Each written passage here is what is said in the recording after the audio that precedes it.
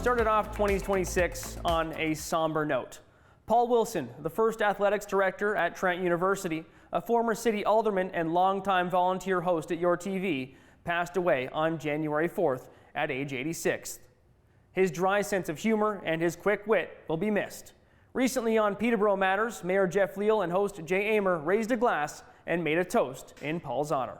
You know, we've had a few tragedies, and we had a very unique passing recently. It's our fellow co-host, Paul Wilson. Paul was a member of Politically Speaking, the show that you participated on, where I was the host, and former Ken Armstrong, trained Paul well on that when he was the host. And Paul passed away suddenly. He was 86, about to be 87, I think later this month. He was supposed to meet a group of Cogeco folks and some other friends at a local pub. That's where Paul always did the best business, and sadly he passed away just about a week or so ago. Jeff, give us your thoughts on Paul Wilson. You served with him on council. He was a great host and guest, and I gotta love Paul, but give us your thoughts as a former council member. First of all, Jay, Paul Wilson and I arrived at Peterborough City Council the same year, 1985. And of course, his entrance was quite remarkable. He lost on election night by 10 or 15 votes. And of course, that was the threshold of an automatic recount. Of course, there was a judicial recount. And after the judicial recount, he won by 35 votes, and always to be remembered as Landslide Wilson because of that.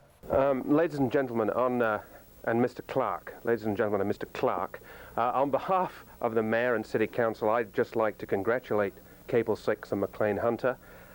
When I first came to Peterborough, as you will gather, I was actually born in Texas, not in Peterborough. One of the most gregarious, fun-loving, wonderful people you could ever be in his company, and I got to serve 3 terms with Paul, and I got to know him when I was a student at Trent University, and Paul truly was a Renaissance man. He had broad interests, read widely, and could always provide insight on many things. And Paul never wore a tie to Peterborough City Council meetings, but he always wore a tie on Remembrance Day.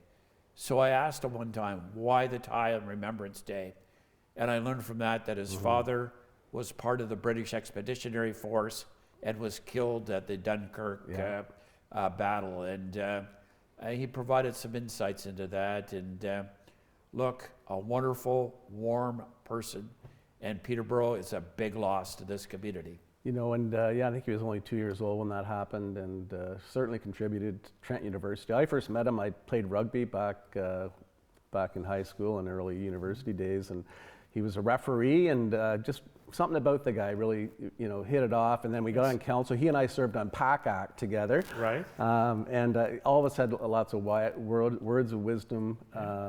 He was a great host. He really cared about the Peterborough community. He sure did. And Trent University. And I can't believe it was 7 years ago. We celebrated his 80th at the university. And I know something will be planned for celebration in the spring, Jeff. But it truly is a loss, but and I remember he told us last year we were out celebrating the holidays, and he reminded us of his age of 86, and he was still going strong, but things can happen, and sadly he and that was a great tradition we had, that you and I and Paul and Jim Henry, a couple others, would gather at the Crook and Coffer just before Christmas every year, and we'd made plans this past Christmas. Jeff, you brought something along. I did, Jay. Very quickly, we're going to have a toast to Paul. A little toast to Paul. And, because we know that he's up in heaven with his mug, with the crook and coffer in the great sky. So, all right. Well, here's a toast to a great host,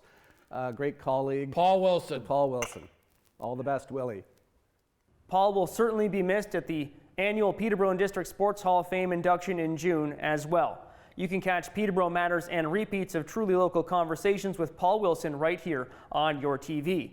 Check the yourTV schedule for the days and times throughout the week.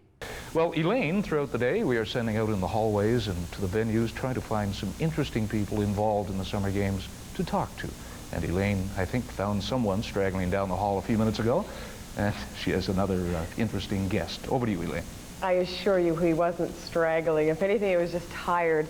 Paul Wilson is with me, and he's probably one of the busiest people over here at Trent University. He is the athletic director here at Trent University, but he wears a few hats. He's also vice chairman of the Ontario Summer Games and city alderman here in Peterborough. So in your spare time, what do you do? Well, and I do sort of TV interviews with you and Jay. That's great. I wanted to talk a little bit about Trent University and about the facilities here. Why are so many of the games held here at Trent U? Well, I think the games organizers do stipulate that it should be held in a city with a university campus because of the residence facilities and also because of the athletic facilities. And at Trent, we are very fortunate, and I think you would agree with this, in our recreation and athletic facilities. So it's terrific for us to have an event of this high prestige, and we're fortunate enough to have the facilities to hold it as well. It is fantastic, and many of the events are taking place right here. Some of them are remote.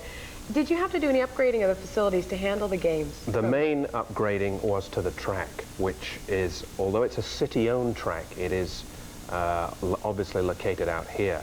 And it was redone for the 1980 games, and then was redone actually about 2 weeks ago, which I realize is leaving things a little close for these games. So that was, and the government gave us the money to upgrade that facility. Well, you've just answered. I was going to ask you what Trent University gets all of this. That's one thing. Anything else you get out of having the game? Well, we probably get high hydro bills. But no, I think it is a prestigious event. It's very good for the university. It's good public relations. It's good publicity. It's good to have so many people on the campus. And I think it's very good that universities, as educational institutions, are able to make their facilities available for the general public and for athletic and recreational events of this caliber. That's great, and it is a higher caliber every time we see the summer games. Yes, it is. Well, it's a busy, busy event. I wonder what you're going to do tonight when it's all over? Or can we air that? I shall probably go down to the library and read a book, probably, and have a glass of water. I doubt that very much, but that's all right. We'll take that as your explanation. I've been speaking with Paul Wilson, the athletic director here at Trent University.